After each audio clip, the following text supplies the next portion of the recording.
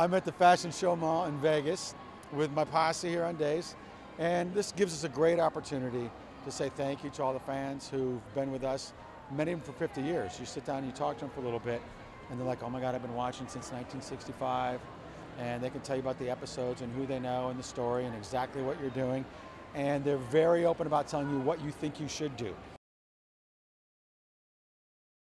The great thing about Days of Our Lives is it's multi-generational. What you typically get is somebody says, oh my God, my grandmother got me watching the stories, and then I think even here today, I had met 4 generations.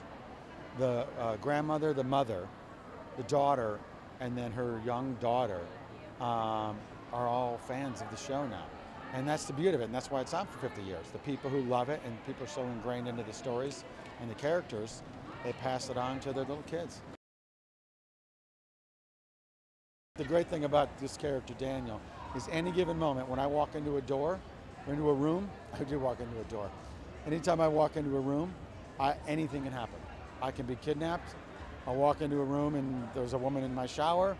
I'll walk into a room and I'll do a little heart transplant. In any given week, like that, any given day, those kind of things can happen. One of the relationships that I'm involved in takes a huge turn for me. And then of course I get involved in other people's lives. Let me just put it that way. I think what you're seeing now is a lot of these characters' lives interwoven into a bigger tapestry. So one dramatic incident that happens over here ripples through the whole town. The writers do an amazing job of interconnecting the town of Salem and the characters who are in it. Well, I think the beauty, and you get that even when you talk to the fans, because they grew up with her. And it's a it's a chapter of the show. It's huge.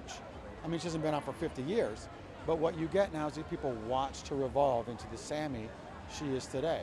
So it's a little heartbreaking, and also it's kind of like, I would equate it to life, right? So you're with your kids as they grow up, and eventually they need to leave the nest and do other things. And that's what she's doing. She's got so much ahead of her, so much in front of her. A little secret, we do still see her from time to time, because she directs. In fact, she directed a show I did last week. So she's still engaged. This is her family, right? Even though she's flown out of the nest, she still comes home for the holidays.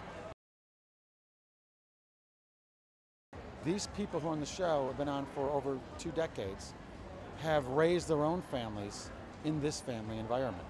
And they've been to each other's weddings, they've been to each other's birth of their children.